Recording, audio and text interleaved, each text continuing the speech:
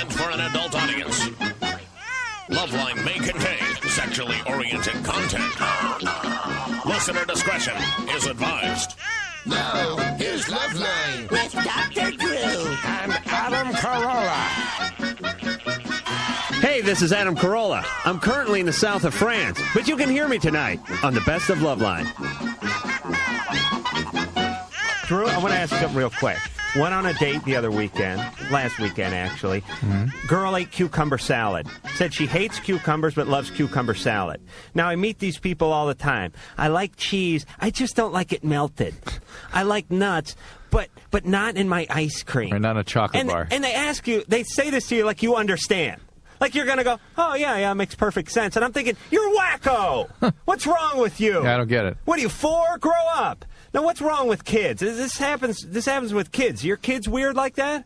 Yeah, but usually only as a way of sort of asserting themselves against our wishes. So, all right, so I was right. It's a weird emotional problem, Yeah, and I should resent the people for it. It has nothing to do with taste. Yeah, I don't know. You need to add any more resentments to your list, Adam. But if you think that's right, all right. All right, I forbid my kids, if I ever have them, God willing, for being these weird, finicky little. I only want Captain Crunch. I only want stuff that's fried. I like beans. I just don't like them when they're touching each other. Weirdos, man. Who's that? I'm going to give my kid nothing but liver and bean curd. And I'm going to give you the phone number, 1-800-LOVE-191. That number again, 1-800-568-3191. We have no guests tonight. We only have me and you, Drew. But we always have fun when that happens. Yeah, I like that. And let me start with a hypothetical question. Oh, boy. Wait, before you do. What? His voice is like killing me in my headphones. I have a deviated septum, Drew. I don't know what it is. Fun of me? I don't know. It sounds terrible. But go ahead. Thank you. There, now I'm all built up. That's Feeling better. real good about myself. Is it better? Yeah. Okay. Can I continue? Yeah, please. Okay, hypothetical question. I want the men and the women callers to join in on this hypothetical question and give it some thought. Don't make a quick answer here. I'm going to ask Drew first off.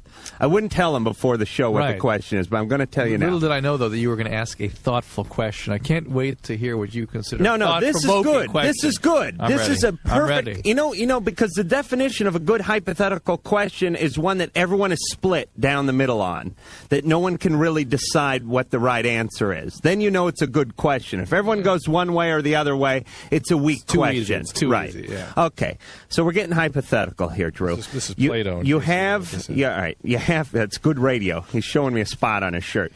All right, listen. What do you got? Attention deficit disorder? Would you relax for a second? I'm asking a hypothetical question. I can't stand the fact that you're going to ask a question. Just relax. All right. All right. You have no wife. All right. Go with me. You have no kids. You're a single guy. You're single. Nothing happened to your wife or kids. They just never existed. You say like that never happened to me. Like I was never single. Go ahead. All right. Let's turn back the clock and let's say you're single. All right. All right.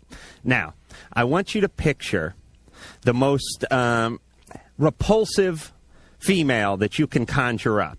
I mean, maybe a nurse. Maybe a nurse at the hospital. No names. Just picture. And I want everyone out there to picture this person.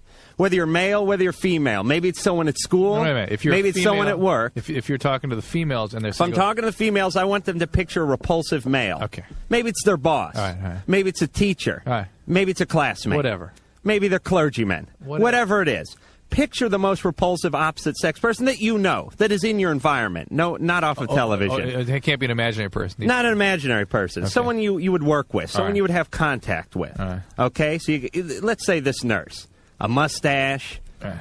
Grossly overweight. Some kind of skin lesions. Now you're being... parts dragging as she goes down the hall. You're discriminating against heavy people now, so come on. All right. I'm just saying aesthetically. All right. I'm not going to get in that whole thing. But, all right. Everyone got that person pictured? Fine. All right. Now, here is the question. Would you have sex with that person and not have anyone, no one will ever know, not even the person? Actually, I've done that a few times.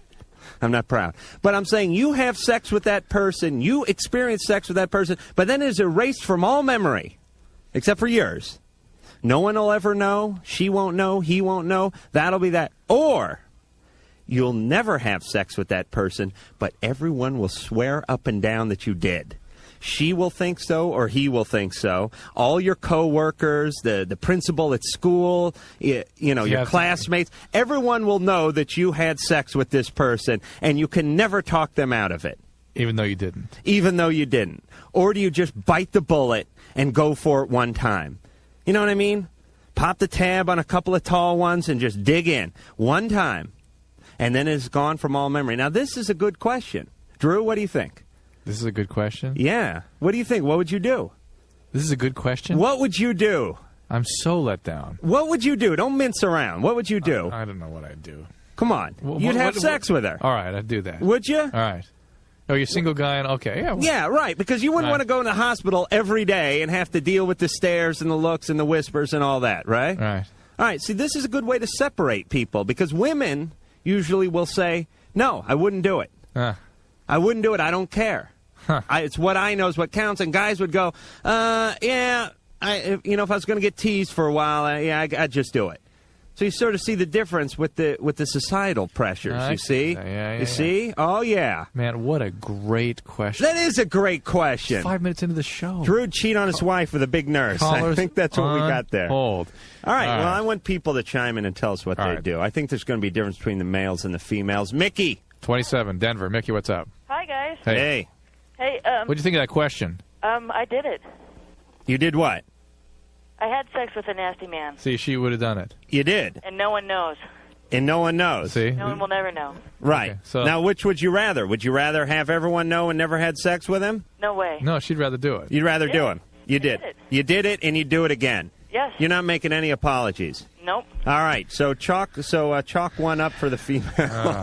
This is such a worthwhile way to spend our evening. Mickey, what can we do for you? I'm so excited I got through. Guys, I'm having a problem.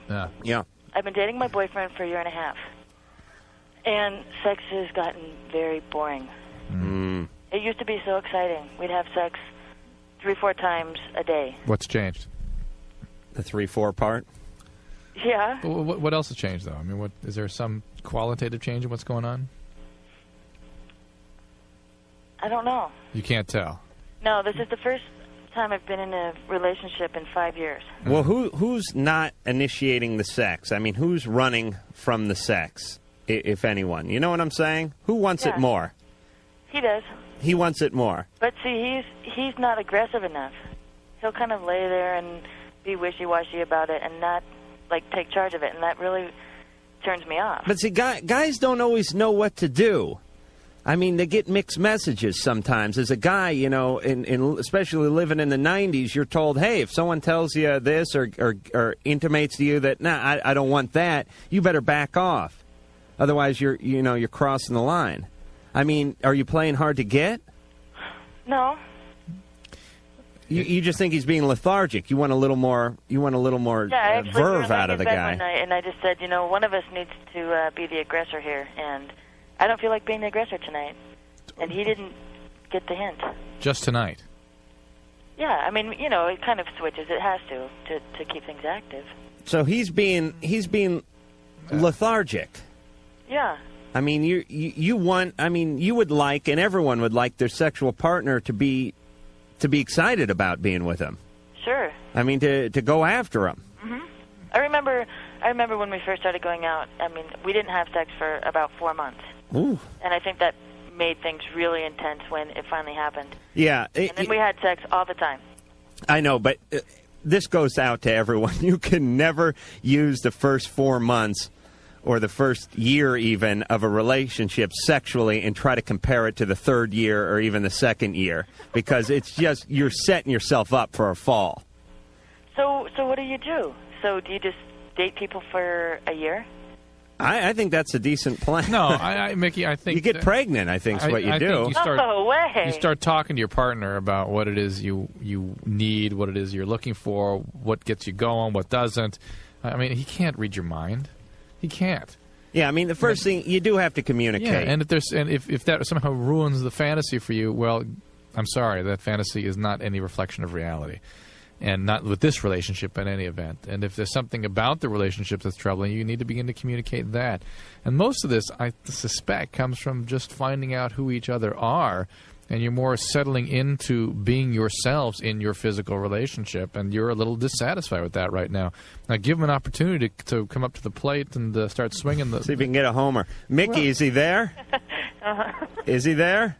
No, he lives in a different town. And be very, very tuned into... He spends the weekends with me. Try to be careful to tune into whether or not perhaps there's been some change in how you guys are feeling about each other and sort of the intensity of the relationship. And try to figure out where that's going wrong and work on it. Okay? Relationships don't magically happen. They don't automatically work. And they certainly don't work over long periods of time unless you constantly put some work into it. All right, forget this psychological mumbo-jumbo. Have you ever given him an oil massage? I mean a real oil massage? Oh, yeah. You have? Uh-huh. But how long's it been? Oh, I'd say a month. 10 months. That's a long time. No, 1 month. 1 month. Oh, 1 month? Mm-hmm. The hell am I listening to? That is not such a long time. You think you should drop him, basically? I think it's time for... I like to create these moods that, he'll come over and I'll feed him cocktails and get him drunk, and I'll be wearing sexy negligee, and But, why am I always doing it? Yeah, because he's a guy, and he's a pig, and he's lethargic. And that's how guys work. They settle in, they get into their comfort zone. Okay. They fold back the chair, they heat up the TV dinner, they turn on the ball game, They crack the beer, they put their hands down their shorts, and they call it a life. Exactly. So how do I re-spark that? Do I tell him I want to leave? Yeah, I think the only way to... You got to give... You ever see those emergency shows where they get the crash cart out and the paddles and they yell, clear? That's what a guy needs sometimes, and the equivalent to that is threatening to leave him. I know it sounds like a head game. Tell him why, because he may not... give him a chance first before you start threatening departure, that you're dissatisfied with certain things, and give him an opportunity to sort of come up to speed, okay? All right, Mickey? I told him that. Mickey? Yes. Mickey? We're running out of time here. I'm telling you to crank up the defibrillator and rub some of that weird cream they put on his chest and get ready to shock him back into reality. Todd 16. Todd. Yeah. Hey. Hi. Hey. Hold on, Todd. Okay. Hold on a second. That is a defibrillator? That is a defibrillator. Oh, man, am I good. Todd. Yeah? What's happening? Oh, first-time caller, long-time listener. All right. First of all, I got to say cool. And then my question was... I was thinking about getting either my nipple pierced or my tongue pierced. And, the artery thing in the tongue kind of scared me. And I was wondering... The what thing? Artery. Yeah. Oh, yeah. And I was wondering if that happens, if I take it out and go to the emergency room, could it be taken care of and be okay? Well, if you don't asphyxiate, the swelling can be massive and sudden. It can obstruct your airway, and it's a disaster. That's what worries me. You can't breathe through your nose at that point? It just goes right across here. Your nose is way up here. Right. I know, but you can't use it goes across the airway. Yeah, but still. All this in your head is like blocked. put a tube from your ass around your nose or something and circumvent the throat? No, but somebody would grab you in the emergency room and put a tube down your throat into the air. They would, okay. If you survive that long. But, there are stories trickling in all the time now about the potential disasters associated with piercing. And mostly in the hands of incompetent piercers. But the tongue is the one that scares me the most. Todd. There's a lot of potential for problems. Yeah, I agree. All right. And it's something you're using a lot. I mean, when you bite your tongue? Yeah. Like you ever get stoned and you're eating something and you sort of lose your whole pattern of chewing and you bite your tongue and it screws you up for like a week? A couple times, yeah. Yeah. You're a very honest man, Todd. It's never happened to me. But imagine putting a bone through your tongue. I mean, or a barbell through your tongue. I mean, imagine what that would do to the rhythm. Can you get that kind of piercing at your age anyway? Yeah. How? Fake ID, use a friend's birth certificate. Nice. There are a few other ways. Beautiful. Todd. And I was wondering about the nipple. A friend said that there was nerves in there that could cause some serious damage, to your arm. If they missed your chest altogether. Oh no. Okay. Oh, Todd. Basically, that was a load. Todd. Yeah. Do you think your nipples are an erogenous zone? I mean, as a guy. What's an erogenous? It's a place in Nevada where they test, where they keep alien ships. Thanks, Todd. You guys didn't see that Fox special? Don't poke spears through yourself. Yeah, that's right. Hit the Bible, Todd, and play some organized sports, would you, buddy? Okay. And All right. My second question was, I read an article on Hot Rod about they were building a Camaro with a 6-speed transmission. Mm-hmm. Got 26 miles to the gallon and a 1227 ETA. And I was wondering if you put a 700 R4 automatic transmission. 1227 quarter mile? Yeah. Okay. and I was wondering if you put the 700R4 automatic transmission in, Yeah. if that would really hurt the gas mileage because it's a higher overdrive ratio, but it's an automatic transmission. Todd. Yeah. Who am I, Pop Larson over here? What the hell do I care about your transmission problems?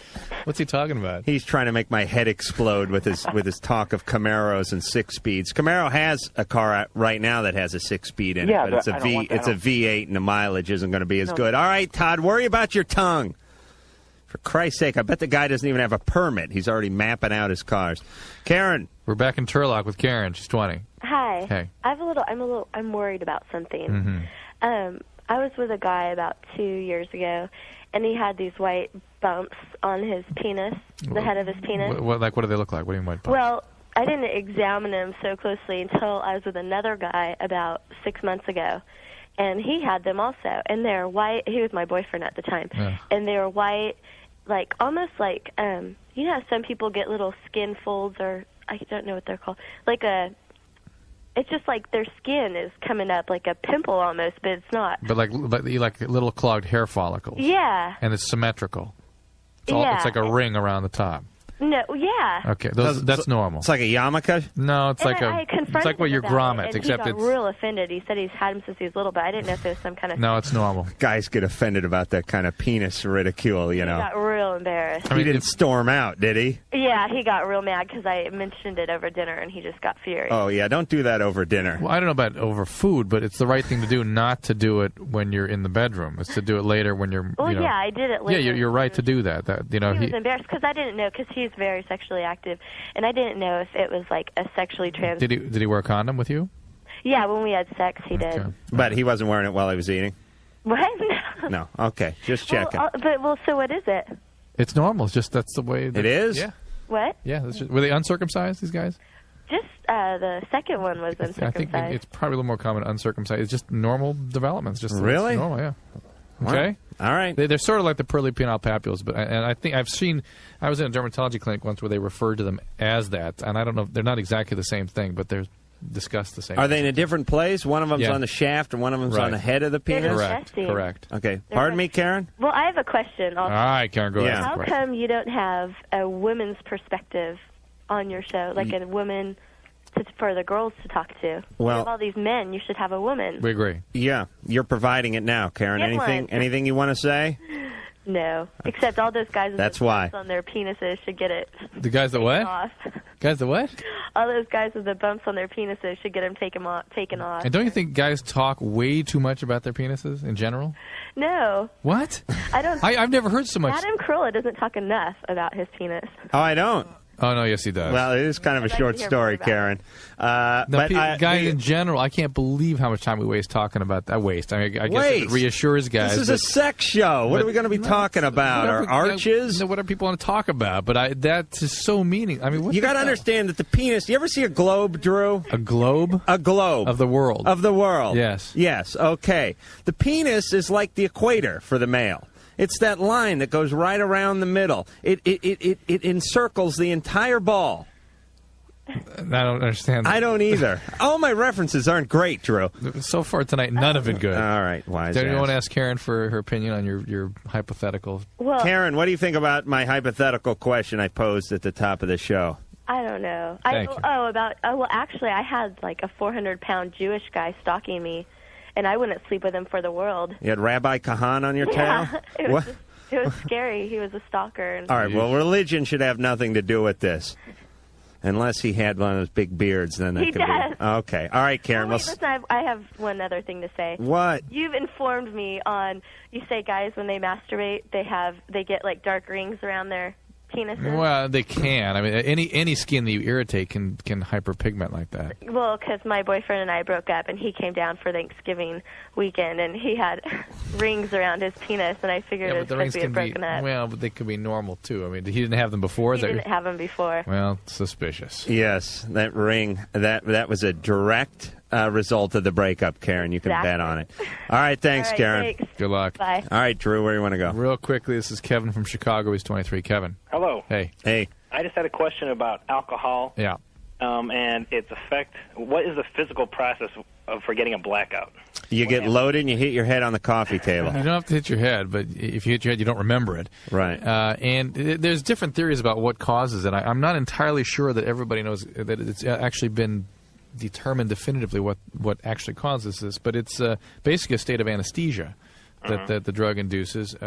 Some people have argued that it's mostly the amnestic effects, that it causes amnesia, so you're not really anesthetized while you're in a blackout. You just have it knocked out of your access to long-term memory, so you don't remember anything. Plus, it's convenient because you're usually doing something really stupid. True. Well, and it's also, when people have blackouts, it's sort of a non-physiologic phenomenon. It's unusual for people to drink enough to have blackouts unless there really is something going on in their relationship. So you're with alcohol. saying it's a psychological thing. It's not that no. Well, you said it's a non-physiological thing. No, it's not. What I'm saying is that it's a sign that we look for in sort of a threshold for trying to tell whether or not somebody's an alcoholic. We worry when we hear that there are blackouts, particularly more than one. Most people that have had a blackout, like, don't touch alcohol. That scares the hell out of them, and it's usually a single, isolated binge.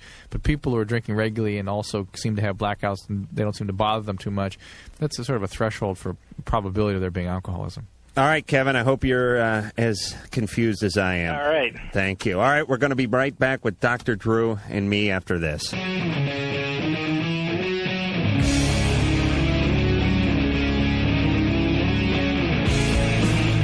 Hi, this is Rodney Dangerfield. I'll tell you, the guys here at Loveline are the greatest. They're the best in the whole world. Now, will you please untie me?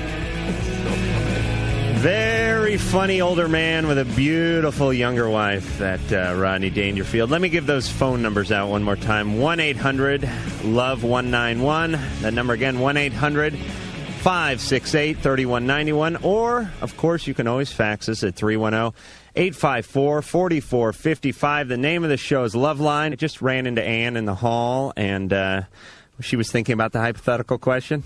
She did it. It was me. Oh, isn't that Ann, pathetic? you're so sick. I'm so sorry for you. I can't hear you. She had to think of the most repugnant man she could come up with. All right, so I want to continue this. I want people to help us out with this question. All right, this is Heather from... Where's Cannon Falls? In Minnesota. Minnesota. You're 15. What's going on? 15. Oof. I'm 8.5 months pregnant. You're and I have, 15. That means you got pregnant when you were probably 14 or just 15. Yeah. Oh, my God. But anyway. You are a math expert, Drew. Yes, Heather. I have like this green mucus that comes out of my butthole. And I was just wondering, what could that be? How's your pregnancy going otherwise? Well, they're expecting that I'm going to have a baby anytime. I've already lost my mucus plug, so anytime.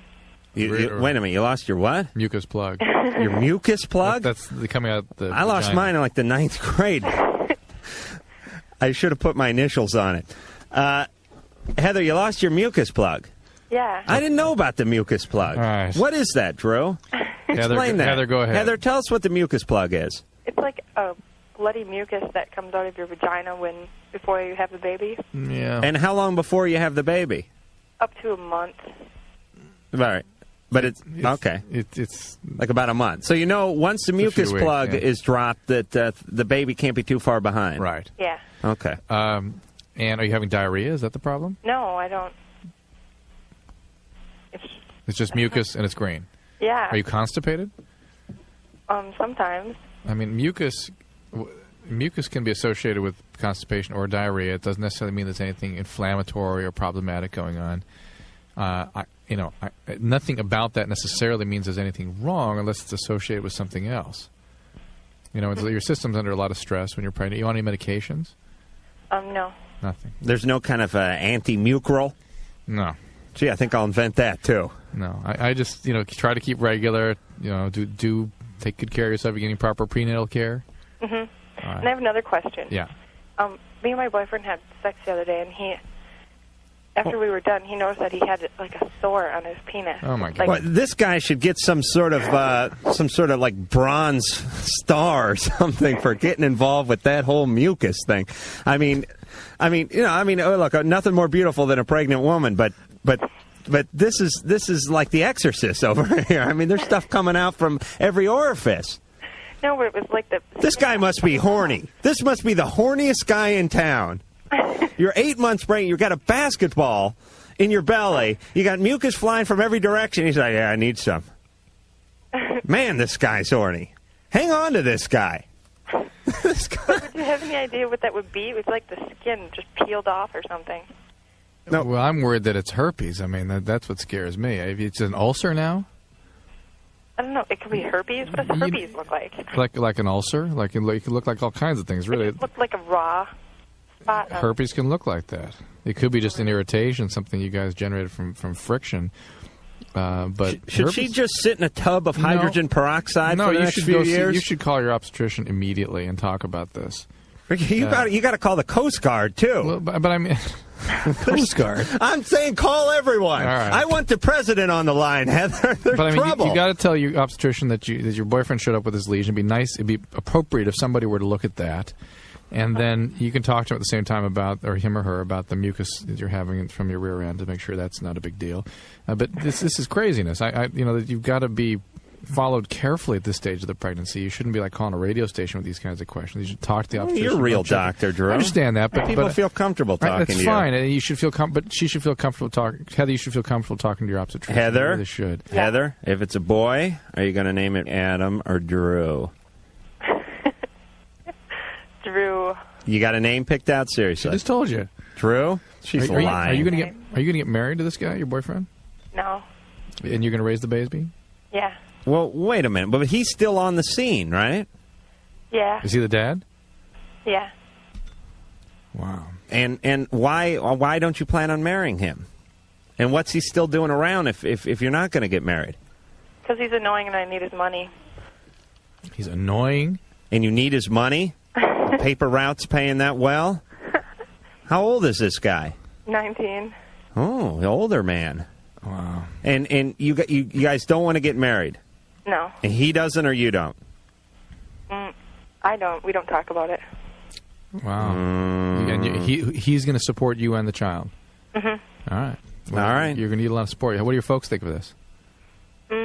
I'm sure they're elated, Drew. They're what? I don't think anything. They don't think anything.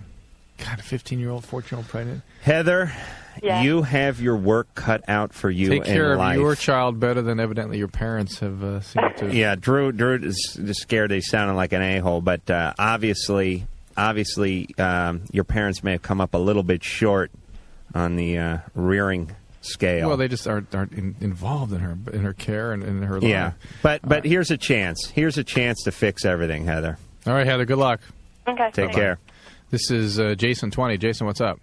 Yeah, I have a problem with my girlfriend. Yeah. Let's see, I just got out of a relationship about a month and a half ago. And I just got into another one, and I don't know if I should be in it. You're still not over the first one? What's that? Not over the first relationship? Well, it's not so much as that. I mean, we got together like maybe after 3 nights of dating. Mm-hmm. Okay? You had sex? And no. That was about a week later. What's getting together after 3 nights of dating? Pretty much making it like just me and her. Oh, so you sort of committed to each other in a non-biblical way. Exclusively type deal. Right. What's the question? I'm missing. So relax. I'm enjoying the setup here. What's the question, though? Okay. I don't know what I should do about this. Okay. She's, okay. I went to go pick her up at work tonight. One sentence. What's the question? And I got there about a half hour early, and I used to work next door. Hey, Jason, Drew's getting pissed. Okay. I don't know what the deal. He just had a cup of coffee and he's going nuts, and that whole attention deficit disorder deal or whatever he has. Hold on, I'm getting to this. All right. Yeah, we've been holding on. Let's go. Okay, so I'm working. Okay, I used to work next door, and I was over there having a cup of coffee with a friend that used to work with a friend that works there, and it's a girl. She's very jealous of this girl, and all I'm doing is talking to her. Uh-huh. And she says, "Well, I see the way you look at her." Yeah. All right. Jason, let me just backtrack for a second here because no one knows what the hell you're talking about. I don't even think you do. You had a girlfriend. You've been broken up for hold on. You've been broken up for a month and a half. Okay, yeah. You're on with a new girl now. Okay. This new girl you slept with after a week and made an emotional commitment to after 3 dates? Yes. Okay. Now you're still having feelings for the old girlfriend, which is 6 weeks old. No. He just looked at somebody, and she said, I don't like the way you look at girls. Forget the other girl. All right. I'm just trying to figure out what I can do about my present girl. The new girlfriend is getting jealous on you. Totally getting overjealous of her. Possessive and overjealous. She says, I see the way you look at her. And I'm not looking at her. I'm just a talkative person. That's crazy. How long have you been with her? About maybe, few weeks. Few weeks. All right. And you've sort of committed, at least you have a verbal agreement, if not a written one, with her. Yeah. And you've consummated the relationship. Exactly. Okay. And she's getting a little possessive. Yes. And she's a little insecure. Right? I guess. Yeah, but it's kind of crazy insecure. It's like, I don't know. I don't know if it has to do with she's very shy. Well, she's highly insecure. You either have to hang in there and be extremely supportive and reassuring to her, or set some limits on these behaviors and just look, this is ridiculous. But let's talk about this for a second, Drew. So often I think couples argue over what the level of appearance problem. I mean, the face value problem, when it's not that. Meaning some girl walks by at the coffee shop, you happen to look up as she's walking by, your girlfriend accuses you of ogling her, and an argument breaks out. But it's not about the girl. It's not about the girl at the coffee shop. It's about your girlfriend and her insecurities. Right. Or it's about you not giving her what she wants and making her feel secure. Right. And that's what couples need to talk about. Right. Forget about the girl toting the mocha. No, I do give her. Although this girl sounds like she may be a little bit. When I use the term crazy, I mean chaotic, too much, excessive.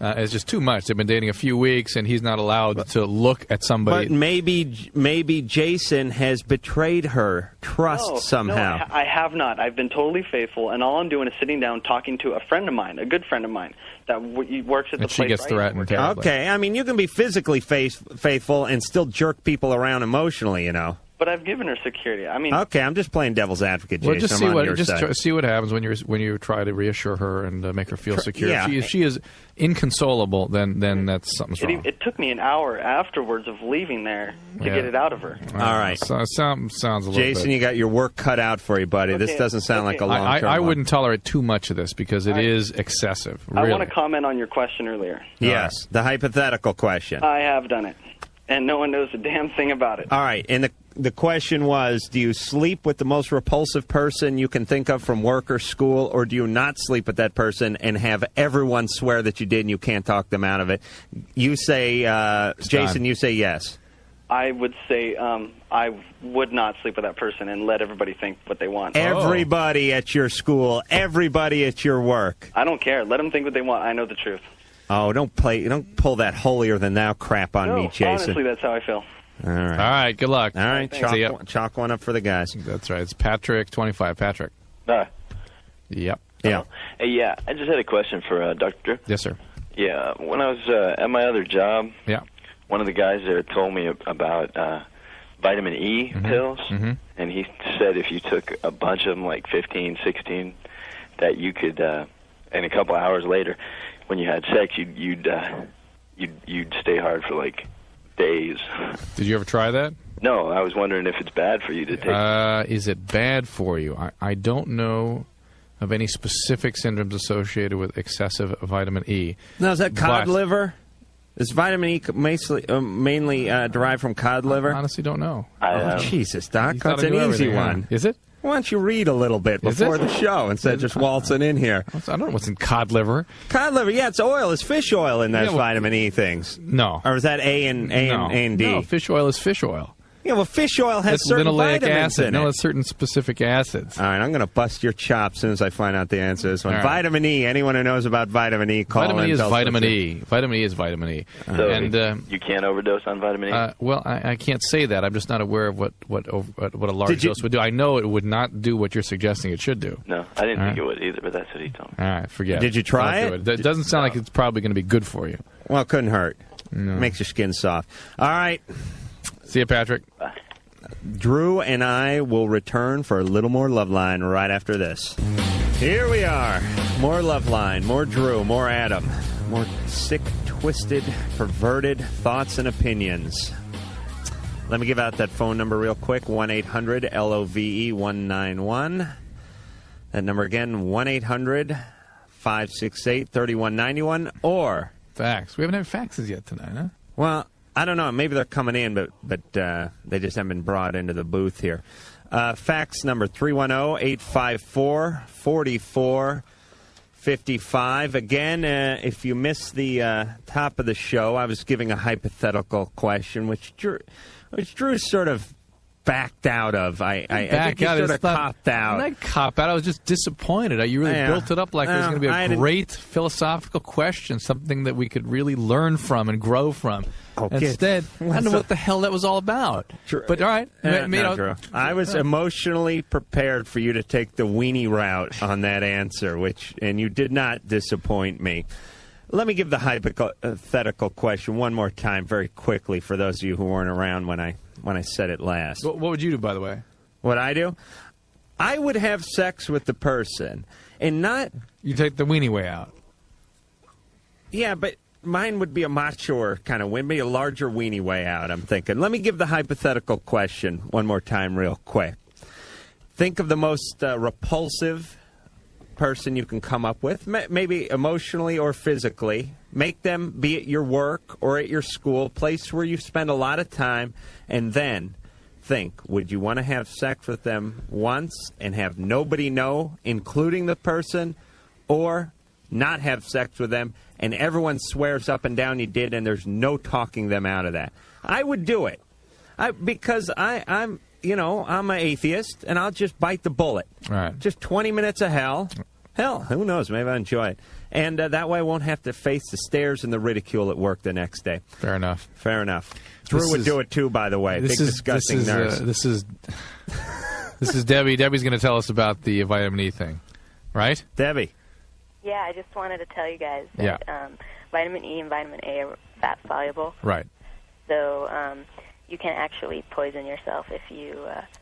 You can't poison yourself? No, you can. Well, vitamin A, commonly they can get a lot of liver problems from that. Yeah. But I've never seen a syndrome of vitamin E overdose. Well, it is fat soluble, so it does get stored in your body fat. So if you do overdose, like, for example, if you take vitamin C, you can take as much as you want because it's water soluble. Right. And it just goes out in your urine. Yeah, but there are lots of water soluble pharmaceutical agents that will kill you if you take too much of them. I mean, what is it? What is the syndrome of vitamin E overdose? What are the consequences? Well, I just know that it's just not good to take. I would agree it's not good. I don't know why though. It can get stored in your body and what? You just have Drew.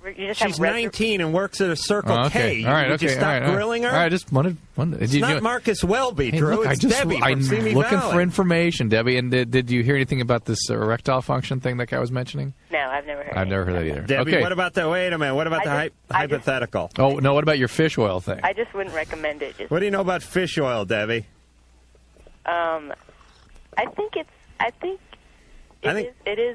does say that on the thing. Just like calcium is. It's shells, right? Yeah, I mean, even though it is calcium, it tells you where it comes from. All right, and yeah. Same thing with vitamin E. I think it's derived from cod liver oil. Yeah. That's the liver of a cod. That's what I think. I think that's what it says on the bottle. And Debbie, what about the hypothetical? I have a hard time believing that, but maybe. For Christ's sake, Drew, what am I sitting here doing? Lying to you? It says it on the bottle. What do I come up with cod liver anyway? Where did you come up with that? Where did you come up with that? Off the side of the bottle. You did not. Did you really? Did you really? Bite into a vitamin E thing. It smells like cod. You'll belch up. It'll smell like you ate at the H salt. Hey, Debbie. Yeah. Did you hear the hypothetical question? Yeah. What do you think? You do the big scary guy and not have anyone know? No. You face the stares of all the coworkers? Yes. Everyone. Definitely. Everyone for the rest. Every morning when you walk into work, they're all looking and laughing. Yes. They're laughing at Debbie. And now, you know what, Debbie? They want some, too. Because they figure, hey, if Debbie's going to do this guy, why not me? No. Yes. He's a pig. He's a pig. He's a pig, man. And she did that pig, so why can't I have a helping of love? No. Yes? No. All right, I'm going to get you to break eventually. Good luck, Debbie. Good night. Thanks, Debbie. This is Chris, 15. Chris. Hi. Hey. I have a question for Dr. Drew. Yes, sir.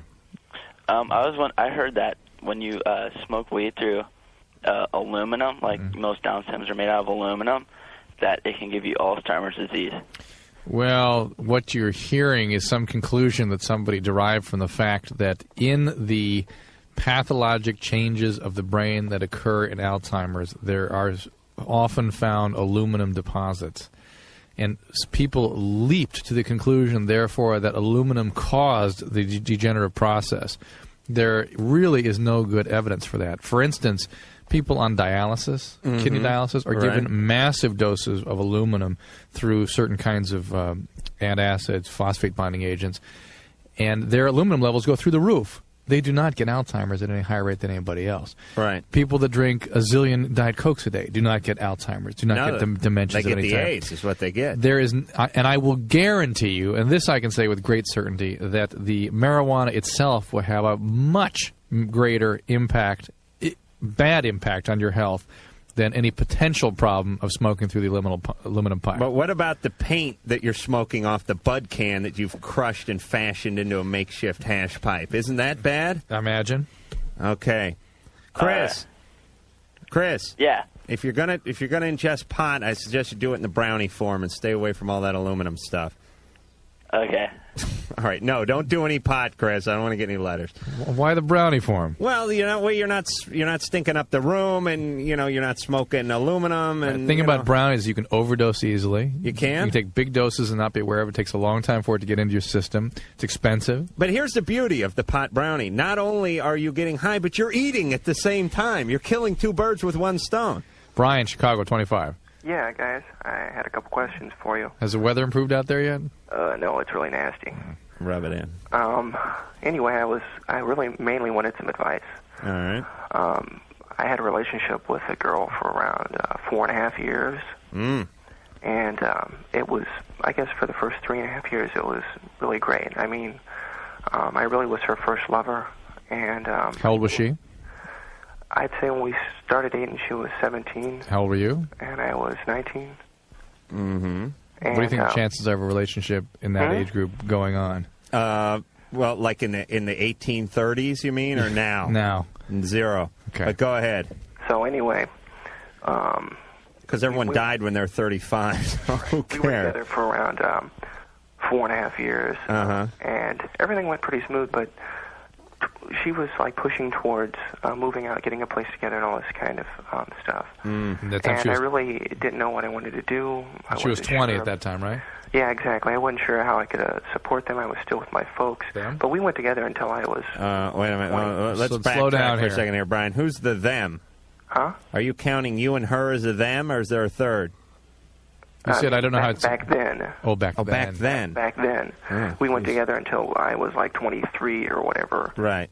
And I don't know if she was getting fed up with the situation, but she was getting ready to leave me. She didn't know if she loved me anymore because I wouldn't do these things. All right. And finally, I just said, I really care about you. What do you want? And she said she wanted, to move out to try like a big city and stuff. So, hey, Chicago. That's why I'm here. Move out from where? I moved from a very small town by St. Louis. Okay. So what's the question, Brian? Well, anyway, I moved. She didn't come. It didn't work. The stress was put on the relationship because her mom said, you have to marry him if you move. So we broke up. Okay. Wow. About a year later now, she calls me up, and she wants to come to Chicago. She wants me to help her, and she would like to kind of get back together. And she's moved in with me, and things are very odd. It's definitely not even close to what it was like before. The magic is gone. Well, it's not gone for me. I still really love her. I still really care about her. You got the one. That's why the magic is still there for you. But she has the hat and the rabbit's out of it. Well, it's like everything's been going like really slow, and I don't know what's wrong. I mean, she moved in with me. She's sleeping in the same bed. How long has she been there? She's been here around 3 months. God, it just sounds very bizarre to me that they would go from being broken up to being living together again, as though the relationship should somehow be precisely as it was when it was at its peak, Yeah, like and it you was- could just go on with Like things. it was frozen for a year, Right, and right. they just thawed it out. Terribly in a day. unrealistic. I mean, you both have been through a lot, changed a lot of leftover feelings, a lot of process to go through. You guys are going to have to sit down, have a lot of talk, you have to romance her a little bit, get some dynamics back in this relationship. I try to talk to her, but she's very defensive. She gets very closed off, and She can't do that if this relationship is going to survive. Yeah. Very simple. She either wants it to get better or she wants it to fall apart. And it's up to her. All right, Well, it's up Brian. to you, too, but I mean, it's up to her as far as this defensiveness Brian, it's goes. your apartment, it's your sofa. Sit her down, turn on your stereo, and talk to her. And we're going to be back right after this. Oh, man, I talk way too much. Oh, yeah. That you speak the truth, my friend. That's the first thing of accuracy you've said tonight. I still have enough in me to tell you to shut the hell up, Drew. I got a fax here.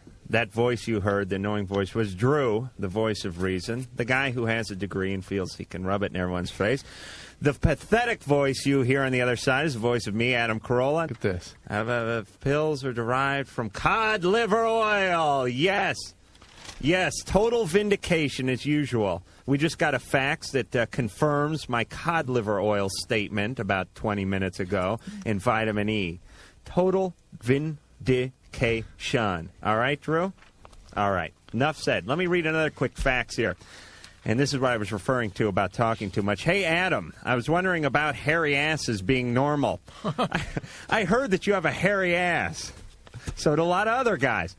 Here's what I'm wondering. Did you hear this from me, or was this kind of word on the street kind of thing? I mean, were you talking to Huggy Bear? Like slip him $20? Yeah, word is Adam's got a hairy ass. Jeez, you talk about it every night. Do I? Yes. You either talk about it sweating or being hairy. Am I right, ladies? Yeah, they're back there making faces. And it's just projectile vomited onto Mike the engineer. You talked about shaving your ass last night. I was kind of shocked. Yeah, you did. Oh, did you not? Christ. Back me up on this. Anything for a frickin' ratings point. So, anyway, the fax continues. I was wondering if guys in movies must have to shave their ass or something. I'm thinking maybe they do, too. I mean, there's a lot of guys waving their ass around the screen. You know, Harvey Keitel, Mel Gibson, whoever. And their ass is always like an eagle's head. It's like a couple of dolphins next to each other. What is that? What? I can't hear you, I think they wax it. Oh, they wax their ass? They don't shave it, yeah. Wax, definitely. Wax? Yeah. Oh, they're laughing like, how funny is he? You think Harvey Keitel's getting his ass waxed? Sure. Really? Sure. Jeez, I got to look into that. Anyway, I don't like having a hairy ass, so what should I do about it? Well, do like Harvey Keitel. Like Harvey Keitel and shave your ass. And I got a question for you, No, you can't ask it yet. You have to do a break here. I got going. We'll be back in 10 seconds. Yeah. All right. One thing I can say in my defense is I have no hair on my back, which I know women hate. Right. Now, here's the question, Ann. Uh-huh. Do you... Mike, shut up. Mike over there. Mike's like Dan Haggerty over there. I know what's going on. Ann, what are you more repulsed by? Hair on the ass or hair on the back? Ooh, that's it. Because hair one. on the ass is hidden about 95% of the time, unless you're like in France and wearing a thong back or something, which I would be arrested very quickly for. I would you say arrested and put a Natural History Museum or something. Depends on how much hair are we talking. Well, I'm not talking like furry. Furry? Yeah, I don't know what the different levels of hairdom are, but yeah. Well, show me. I'm not talking about like Slash from Guns N' Roses. You want me to drop my pants? Yeah, I want to see. Come on, no. Now, wait, you want me to put it up against the glass, or can I just turn around? Oh. Seriously. I gotta make a phone call. Really? Yeah, I do. Go ahead, do your thing. Well, how can I... No, it's okay. Are you I'm okay? gonna go. I'll go back. Or You'll more go back? protest. Just to get him to stop, you're saying Yeah, that. thank you. Man. I appreciate it. Ann really made a crucial decision, kind of like the hypothetical question. What would you rather do? Have a repulsive man show you his hairy ass, or have everyone think that he saw you? Okay. All right, let's get Drew, callers, can we get please. Back to the phones now? Yeah, sure. This It's is Amy. not that bad. Amy, 17. Amy, what's going on? I do look good nude, ladies. I have a question for Dr. Drew. Yes, ma'am. Go right ahead. For the past 3 months, I've been getting my period like every 12 to 13 days, and I just don't understand why it's never happened before. And I mean, I feel perfectly fine. Are they normal periods when they come? No, they're very, very light, and they last like 2 days. Is the one that would be falling in between cycles different than the one that would normally come on the cycle? Would you cut it out? I want to show Ann. Okay, so I get my period like twice a month, right? And they both be the same. They're the same. Okay, right. Both times. Right. There are a lot of different things that can. This is. I'm trying to concentrate here, guys. all of a sudden, what is happening here? Explain this. I pulled my shirt up and put my back to the window so Ann could see that I had a baby smooth back. Beautiful back. Beautiful back, yeah, kind of muscular, very too. Nice. All right. Amy. And then Mike, the Neanderthal engineer, pulled his shirt up like some kind of nutcase over there. I'm bringing my wax tomorrow with me. And he is covered like a freaking saber-toothed tiger. He is like something out of the Ice Age. Like you must be dying of heat. You're like a mastiff over there. Yeah. All right. Amy. Uh-huh. And it's very common for people your age to have lots of irregularity to their period. Almost anything can set it off. It's sort of thrown under the umbrella term of hypothalamic pituitary axis dysfunction or their marriage. Okay. Well, it's really odd because I've had my period since I was 10, and it's always hold on. But there are a lot of things that can sort of trigger that: weight loss, stress, medications, changes in your sexual activity. She had a period when she was 10. Isn't that That's kind of early. on? It's kind of early. Does that mean you could get pregnant from that point on? Probably not right away, but a year or so after that. Yeah. Really? Yeah. So Amy, anything like that going on? Any what? Medication, stress, weight loss, excessive physical exertion. Nope. Actually, I've been more than anything, I've been mellowing out a lot more. So I don't understand what it could possibly be. Well, it can be ovarian cysts. It can be endometriosis. I mean, there's just a myriad of things it could be. If you're concerned, go see the doctor, get checked. It could be thyroid condition. I mean, almost anything you can imagine can affect your period. It's sometimes for some people very delicate cycling that can be disturbed by even changes in your daily routine. And anything that stresses you could potentially affect it, but it doesn't necessarily mean there's a medical problem. It might mean there is. If you're otherwise feeling well, it's unlikely. Get it checked out just to be sure, okay? Okay, all right, thanks. good luck. Bye. Thanks, Amy. Steve from Glendale. Steve, what's going on? Yeah, what's up? Hey.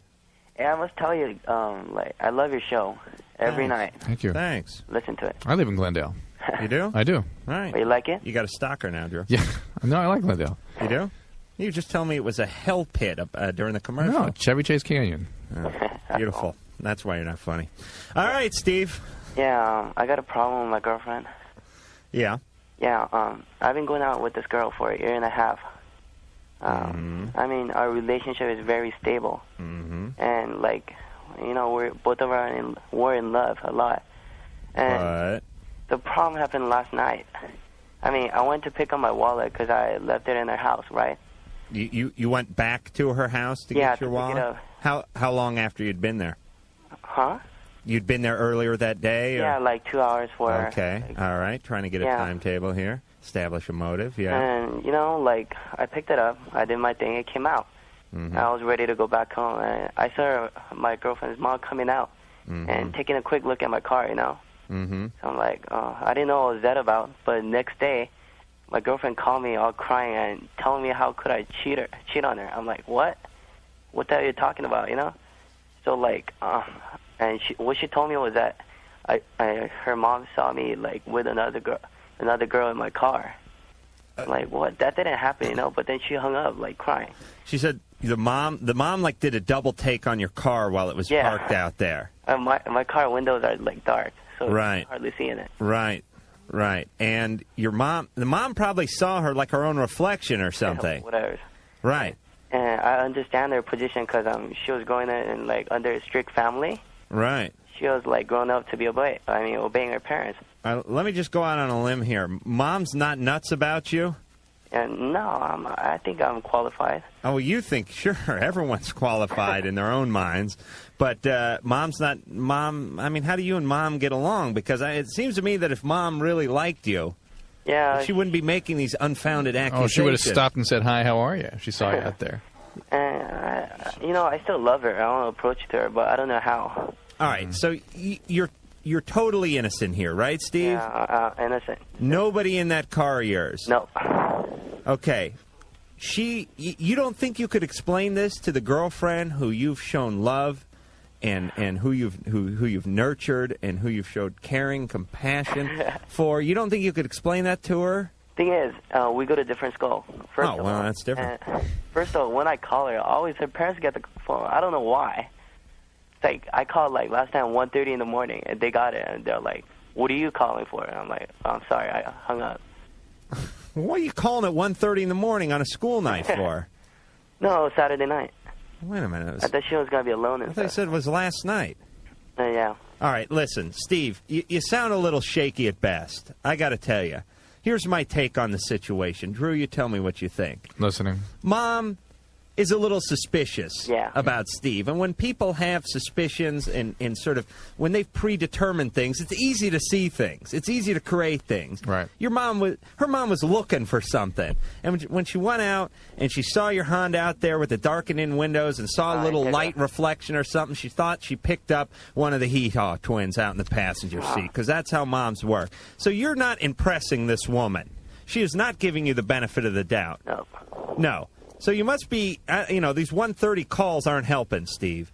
You have to tell your girlfriend, listen, I'm not dating your mom, I'm dating you. You have to explain to her, use your best sympathetic voice that there is absolutely no one in the car. And then, after you've solved that problem, you have to work on impressing mom and not having her come after you with these allegations. All right, and Steve? maybe write your girlfriend a letter, too. Let her be able to muse a little bit about what it is you really feel. Good luck, Steve. Just the truth, baby. Brandy, look where she's calling from. Wow, she's calling from Star Prairie in Wisconsin. Yep. Yeah. What is Star Prairie? It's a gay cowboy bar? No, it's a little hick town. Oh, okay.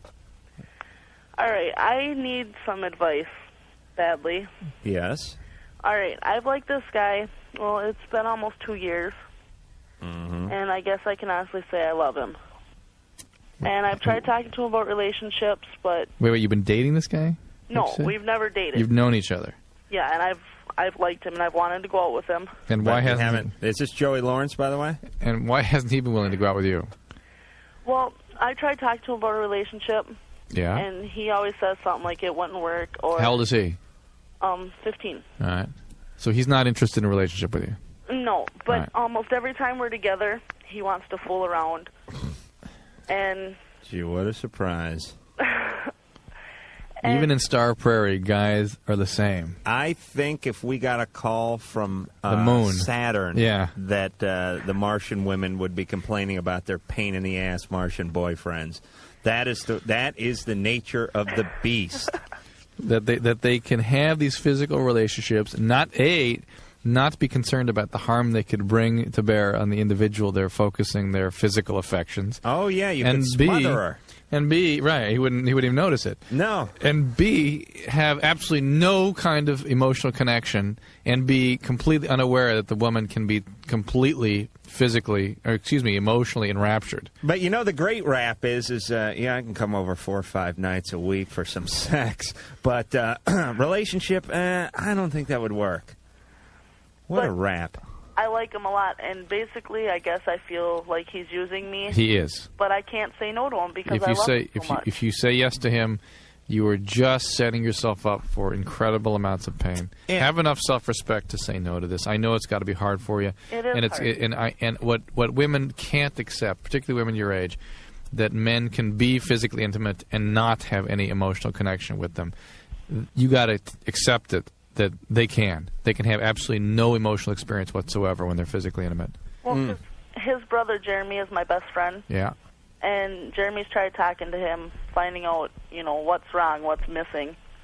And he doesn't listen, and he said it just won't work, and that's all the he may not know. He's only 15, 16. He may not know what's making his emotional world And Brandy, work. it's not like you're some consumer digest and he's trying to figure out the best refrigerator. I mean, it's not always something that breaks down to what's the most cost-effective or something. These are affairs of the heart.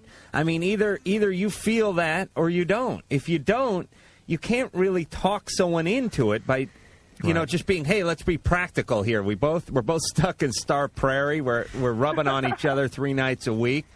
We both love Married with Children, so why don't we make it a life?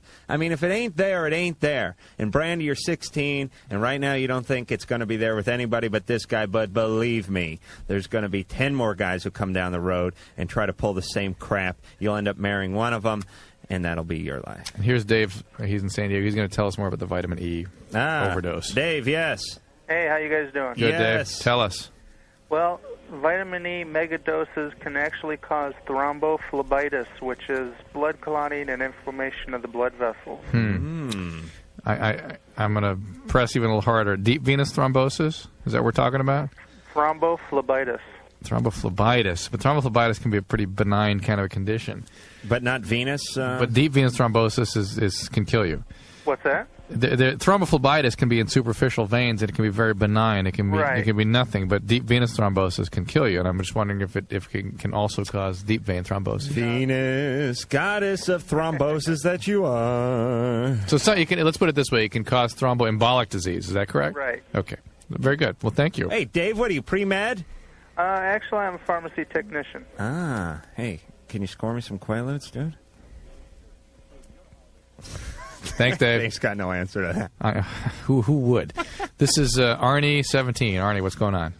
Well, it starts like this. I got a little brother. He's 8 years old. Yeah. And recently I've caught him several times inserting multiple things into his anus. Like what? Well, I've caught him squatting on crayons and just sticking his little G.I. Joe guys up there and that.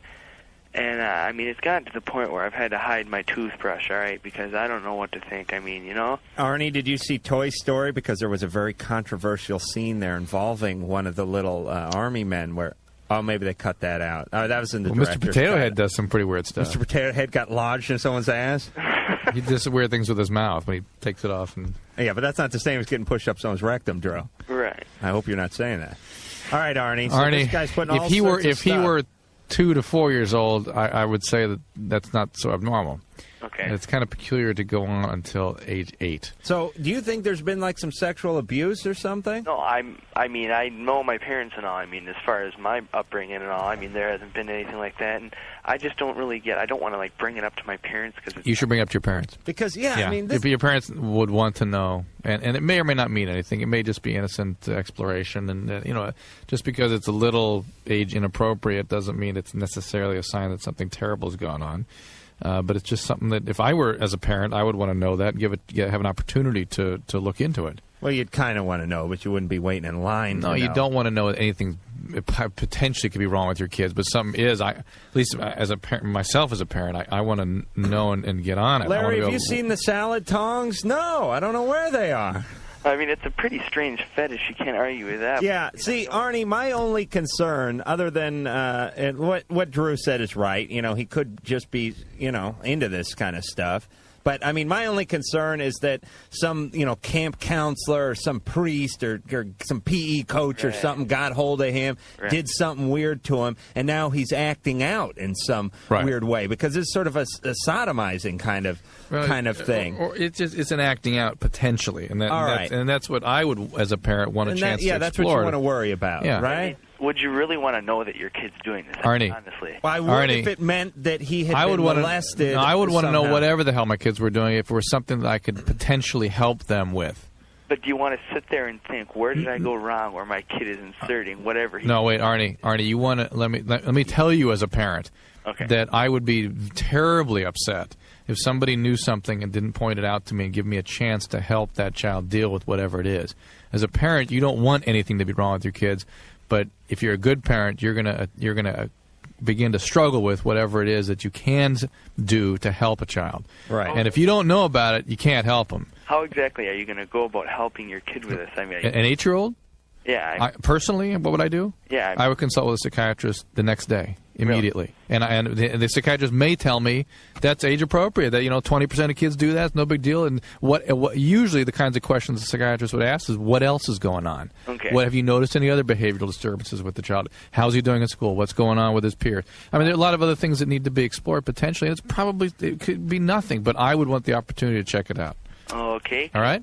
All right, and then I'd like to comment on your hypothetical, question? Hypothetical question. All right, now, is this an opportunity? I mean, kind of like hate bang her? I mean, do I have to get like intimate with her? And no. I mean, because I do not want this bloated, gassy, discolorful, warded vet, on me, rubbing her on my face and that. I mean, I'm not into that whole thing.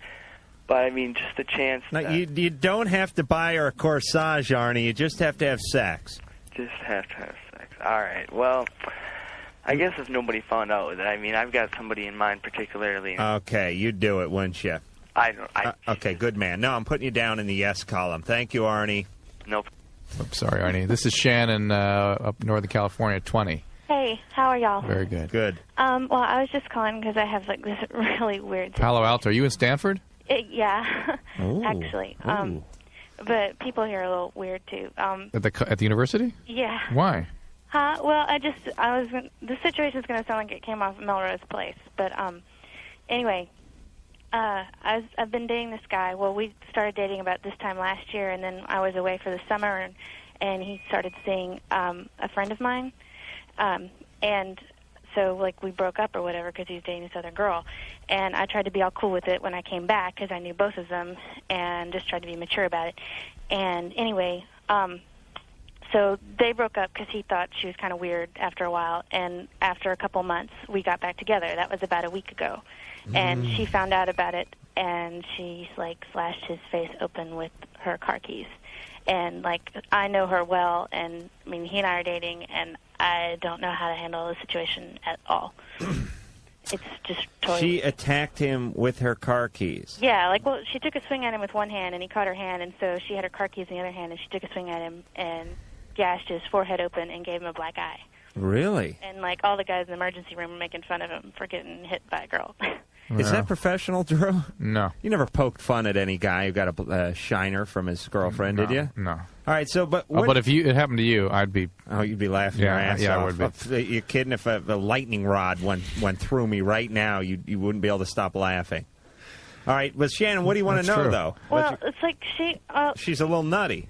Yeah, well, it's just weird because, like, all my friends were like, oh, my God, blah.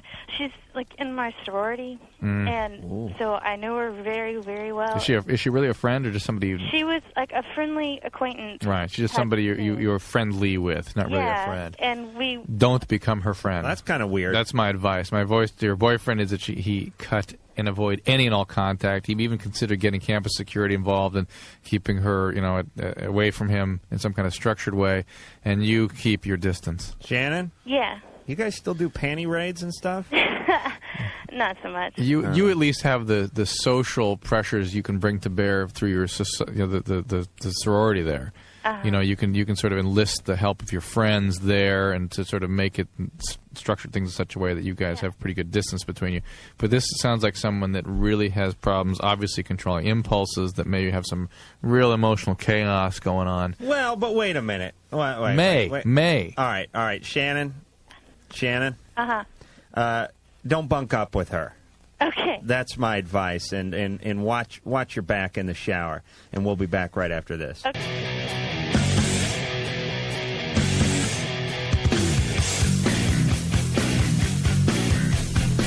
We're back.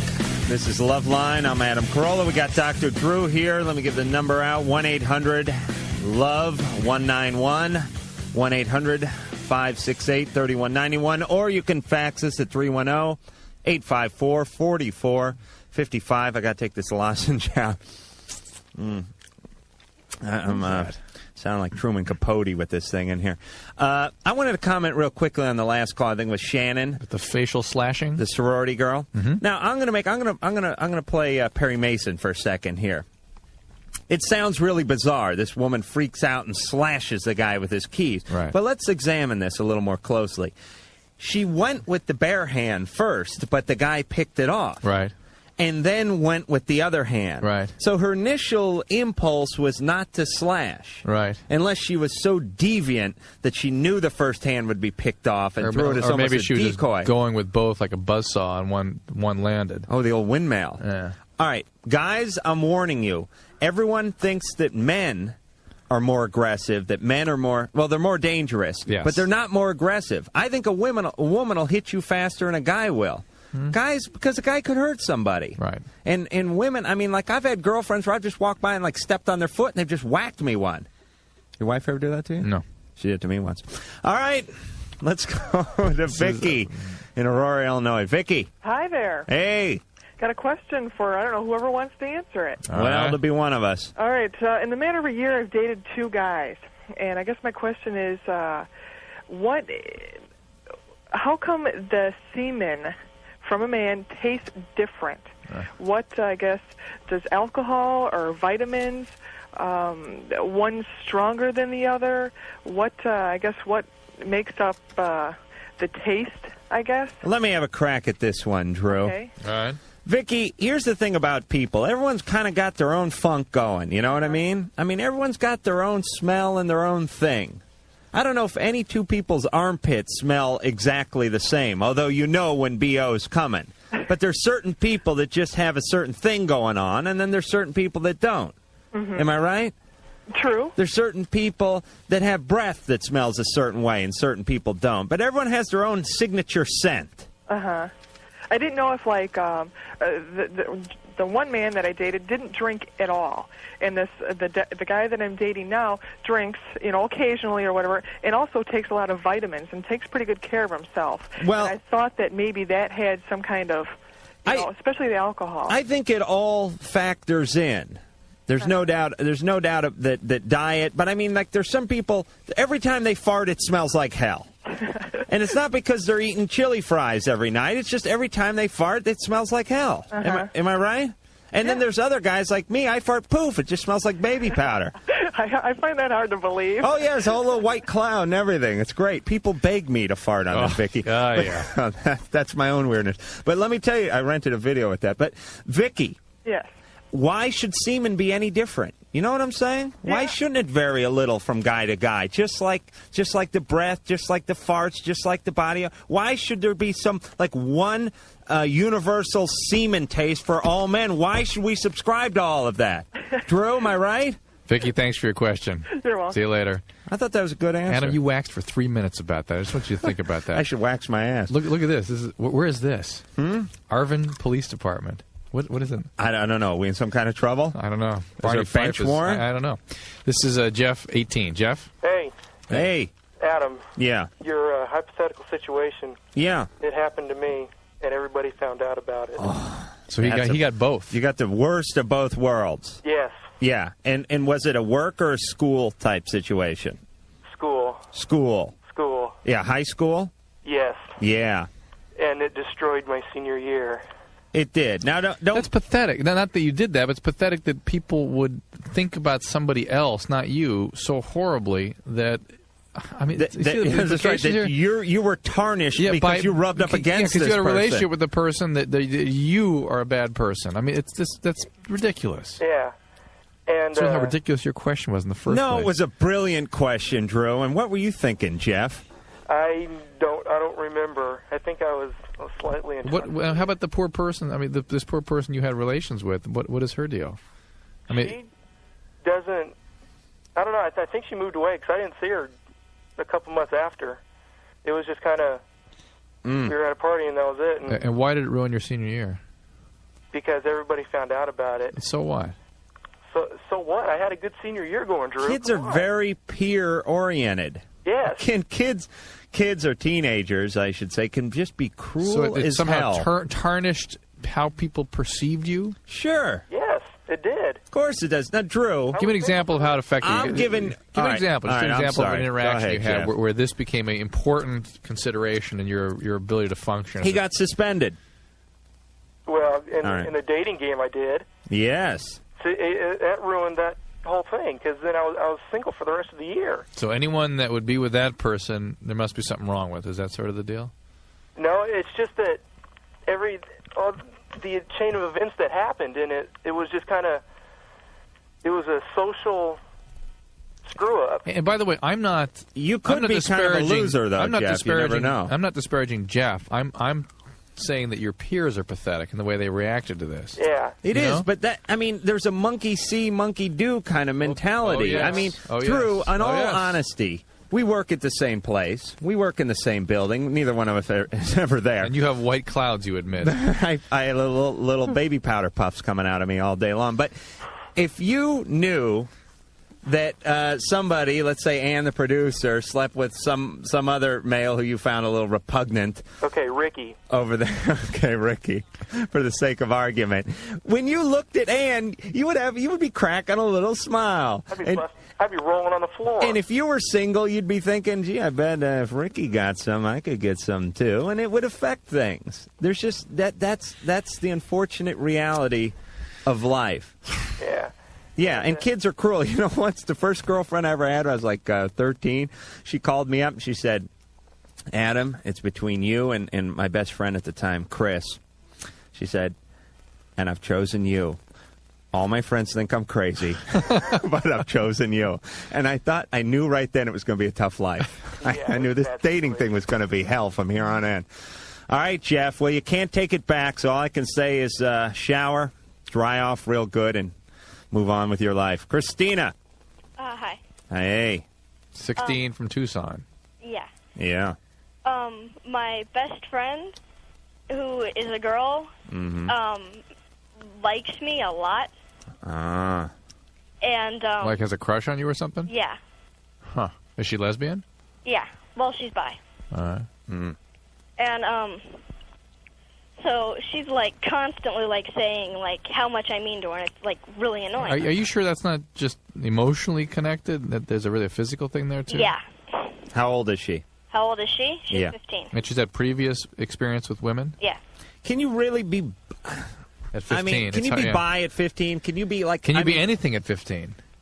Yeah, well, that's... I mean, it's such a time of transition. I mean, I don't see people can really... Yeah, I mean, say with great certainty what their sexual orientation is. If the government was giving out, sandals to all bi women, do you think they would acknowledge 15-year-olds as being, technically bi? No. Or lesbian or whatever, like you said? Yeah, I mean, it's just there's so much experimentation that goes on at that age. All right, anyway. All right, go ahead. Okay. And so she's, like, basically, she's a really suicidal person. Great. Okay? Quick question. Was she sexually abused when she was younger? Yes.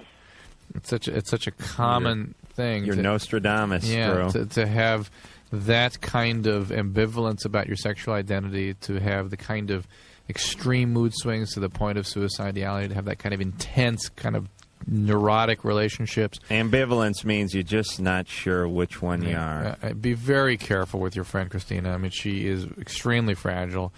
She should be getting some help. Is she seeing a therapist or anything? No, her parents don't really care. All this stuff that she's experiencing, this kind of craziness she brings on herself, is going to get a lot worse as she gets older. Hey, she's confided in you that she was abused? Yeah. And you're the only one that knows that? No, there's a couple of other people who get her to some help, really. Yeah. That whatever else you're going to ask us, be very careful with her. Don't obviously do not have a physical relationship with her, because she could get completely fixated with you, as she already is, as you're finding out. And try to get her some help.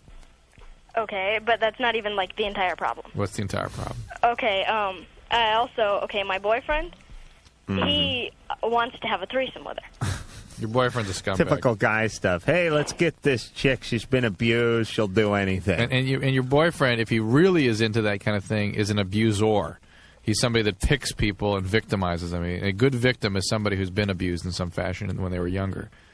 So, can you explain to your boyfriend that this good friend of yours had something tragic and unfair done to her, and that it would be akin to taking advantage of her, perpetuating the abuse? That it would be like stealing something from a kid if he included her in this threesome, and that it would only do more damage to her, and that he should rethink this? Well, see, if I told him what happened, if she found out, then she'd get really, really mad at me. But if you just were in vaguer terms, in less specific terms. Yeah, you don't have to get into details. You have to, but you have to tell him that this isn't going to happen because she is damaged, and that you don't want to perpetuate it, like Drew said. I mean, you don't want to turn the knife anymore. She's already got a knife in her that needs to be taken out therapeutically, and you don't need to twist it around in her. You're getting into trouble here, Christina. You got to be tough with your moron boyfriend at this point, okay? All right. Okay, can I say one more thing about the same situation like thing? Yeah. Lickety split. Okay, well, she's also always saying to me that I'm, like, her only friend, and, like, without me, she'd, like, basically completely, totally kill herself. She's got to get help. Yeah, you cannot be her therapist at 16 with a crazy boyfriend wanting a threesome and you can't be responsible, studies and everything. Yeah, you can't be responsible for somebody else's well-being. But I will tell you, in all honesty, given the kind of history she's had, she may be capable of that kind of behavior. So all the more reason why you've got to get some professional intervention here, so at least you can take some of the heat off yourself, all right?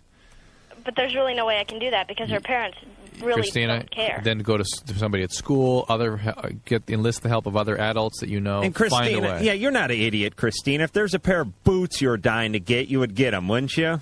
Probably. All right, make her more important than the boots, and we'll be back in a minute.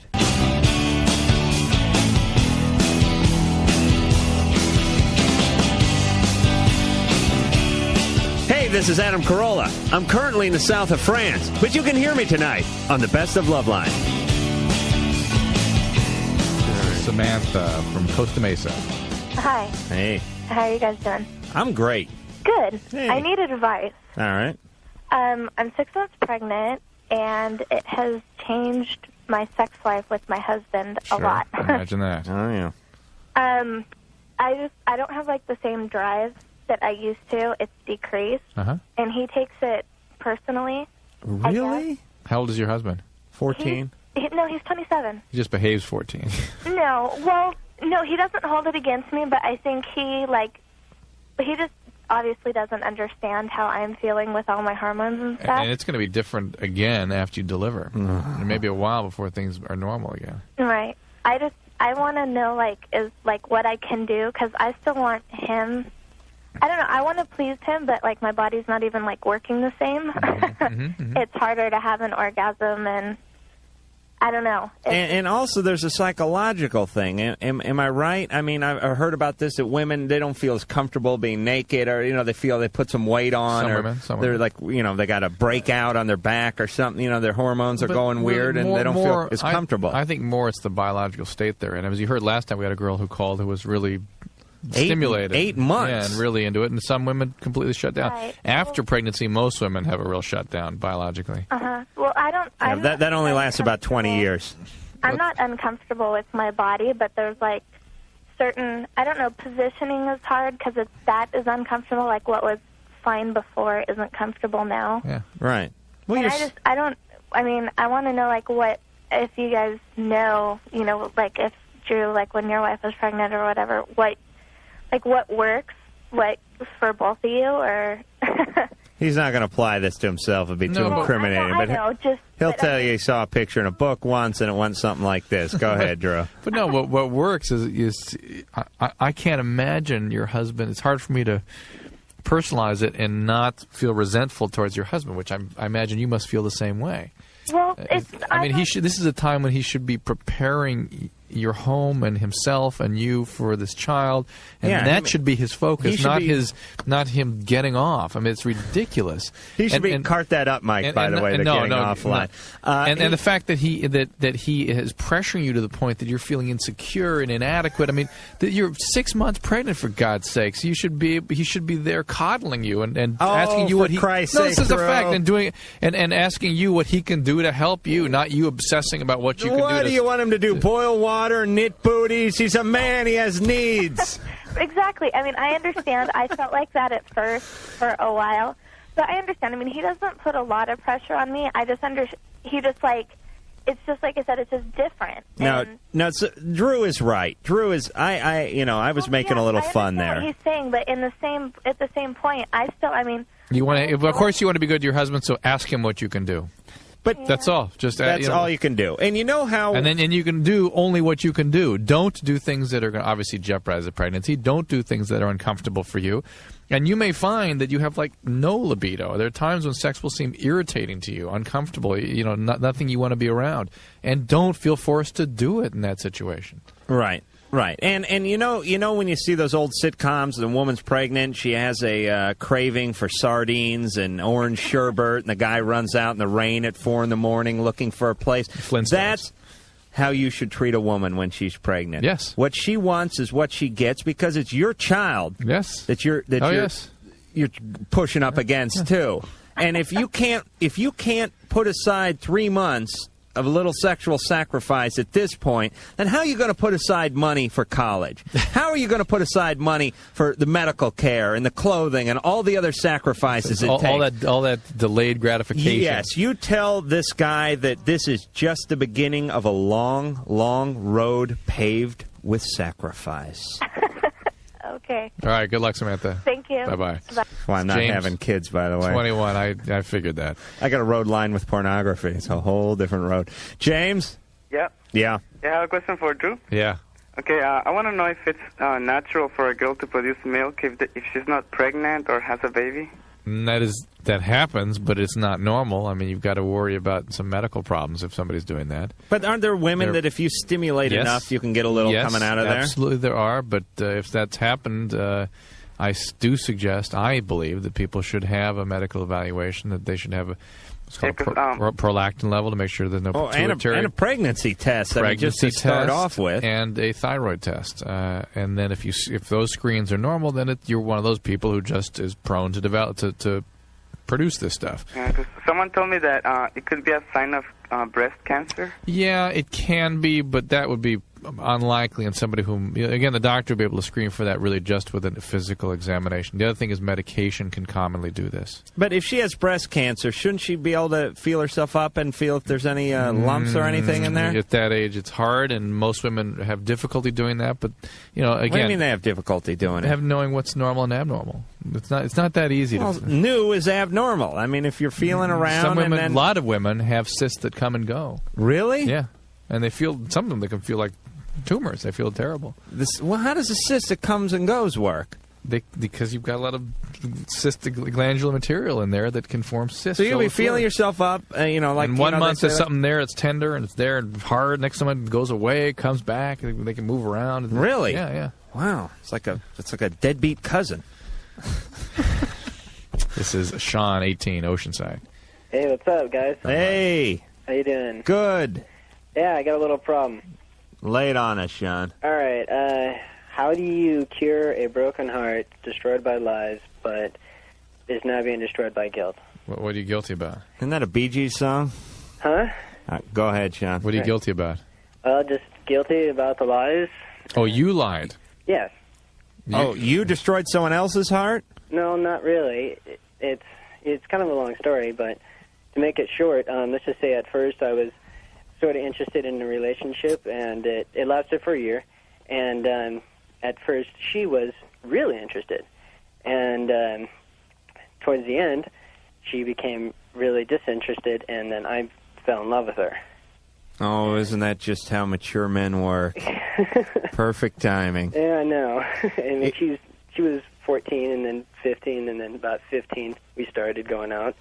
And now she's 16, and I was about 15 when we... So I'm 18 now, so we've been going off each other since I was 17. So knew her since we were 16. All right, so what's the status now? Broken up?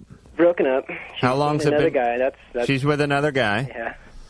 Probably with him right now. You know what I mean? No. Yeah, sure. He's kind of a goody-goody. Yeah. You know. Let me tell you, even goody-goodies need some. So, what do you want to do? Well, I mean, I'm being eaten alive, and I need something to help me. I need something to... All right. Let me give you a little personal testimonial here, if you'll bear with me for a second, Doc. Okay. Lord knows Doc would never dream of sharing any of his own personal heartache over the air, but I'm an open and Lord book. knows I've been bearing with you for a long time. But Sean, man, I had a girlfriend named Stephanie when I was like 21. It was my first like real girlfriend. I mean, I'd gone out and lost my virginity and 21. everything. Yeah, but this was like... You couldn't sustain a relationship till you're 21? No, I'm 31. I can't sustain one now. What are you talking about? But here's the problem. She dumped me after going out for a year. You sound amazed, surprised. I was at the time. No one listening's amazed, but, what a fool believes. I was devastated, man. I mean, I couldn't eat. I couldn't sleep. I was in a funk of all funks. Yeah. But this thing went on for a freaking year. Yeah. And I swore I wouldn't call her, but I would call her. And I swore I wouldn't compose her. And it would clicking again. Keep resetting it and keep resetting it. And I was just... I really didn't care if I lived or if I died. So you were really depressed. I remember sitting, coming back from a horrible construction job in some guy's truck at night in some remote area, and a train going by, and we were sitting on the tracks, and we almost got clipped by this 80-mile-an-hour passenger train. And I remember thinking to myself, Wow. Who cares? I didn't even care. Yeah. Wow. But the point is by the way, if people are out there feeling that way, I mean, that is a sign of profound depression. I was totally depressed, and I wasn't 17. And when you're, but if you were 17, even in your early 20s, you might not even recognize you're depressed. All you know is you just don't care. Yeah, I mean, it is a way of life. You are knee deep in this, and there is no light at the end of the tunnel. And if there is, it's a train. But let me tell you something, Sean. Let me tell you about the man today. Okay. I am swinging like a pendulum now, baby. And still knee deep in whatever. I got the world by the tail. Do you know what I'm saying? I am so glad that frickin' Amtrak didn't clean out me and that construction guy in his dually, because I would not be doing what I am today, which is just enjoying the hell out of my life. Yeah, I know it's going to end up that way, too. It will end up that way. And that's why it's important not to park on the tracks.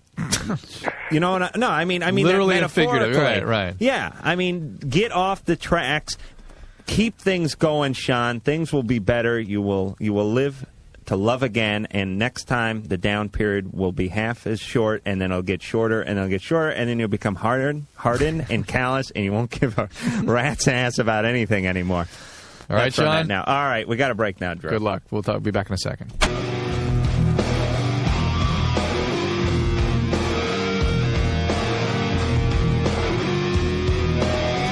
You know that riff?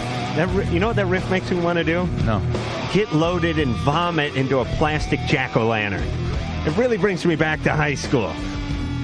And no matter when you vomit, Drew, you explain this. You're medical man. Why carrots? Why is there always bits of carrots in there? You could have never eaten carrots a day in your life. You could be allergic to carrots. You vomit, there's carrots. What is that? Is there some kind of little carrot reservoir put inside everybody before they're born? Maybe you're like a cow. You have a couple of stomachs. Ah. See? No, you're thinking of the other guy. And I'm thinking of Martha. Okay, I have a vaginal infection, and my boyfriend now has or had something really weird on his penis. What? He had like, it looked like a rash, like, and the head of his penis was like swollen, and then now a week later, the skin is like kind of peeling off. Yeah, had it. Really? Oh yeah. Yeah. Well, I think she has a yeast infection, and it came off on his dipstick. No, I doubt it. What do you mean? I'm telling you, it happened to me. Not if there's a point that there's real serious swelling and stuff. Yeah, that can happen. But did it hurt him? His skin eruption? Excuse me? Was his skin eruption painful? No, he didn't know he had it like that. Well, I don't think I can tell you what it is over the radio. I worry about things like syphilis, and I worry about there's something called LGV, and there's something called chancroid, and there's herpes. If indeed this was a painful thing, it's unusual. It can happen. I unfortunately didn't have the swelling. I just had the chafing. But part. Absolutely, both of you need to be seen like tomorrow. Okay. Yeah, I'm already taking medication. What do you have? What kind of infection do you have? Well, I have the Gynolotrim vaginal cream. Yes, you just have some kind of vaginitis. I had a week's worth of tablets. All right. Well, you need a diagnosis specifically, and somebody needs to look at him also. Yeah, and bring him in. Yeah. And let me tell you, it ain't going to be pretty, because I went into one of these female clinics because I didn't have a penny. Yeah. I just went to like a free clinic that one of my girlfriend went to. So my pants are around my ankles, and it's nothing but women walking around there. Nice. And I'm in the doctor's office, and a couple other doctors, females, nurses, what have you, come in. And we're having a conversation. Yeah. And I'm just standing there with my pants down. But Drew, if any doctors are out there listening, you should tell the patient as soon as it's okay for them to put those underwear back on, they should know a fifth of a second before it's okay. All right. You should not have long conversations with your genitalia hanging out. And then at the end of the 15 minutes conversation, they go, oh yeah, you can pull your pants up. Yeah. Okay. Yeah, thanks, Doc. I agree. All I right. agree with you. You with me? Yeah, I'm with you. All right. Well, but anyway, she needs to be seen. There's several different possibilities there, and with no way we could clarify them on the radio. But that's it. We're done. We are. Oh, the close of another fabulous show. I want to thank the lovely Sherry, who was screening phones, the distracted but gorgeous Ann, who's over there doing God knows what. I think she was writing Harry Back, Mike, the engineer over there, who's repulsed all the females now. Mike will be lucky if they show up tomorrow. Dr. Drew, who's done the work of three men. Tonight? 3 retarded guys, but 3 guys. And, of course, me, Adam Carolla, and we'll be back tomorrow night. So that's it, then. You're listening to Loveline. The opinions expressed on Loveline by Adam Carolla, Dr. Drew, or anyone are not necessarily ours. Be happy. Be happy. Happy, happy, happy. Loveline's producer is Ann Wilkins. Thank you.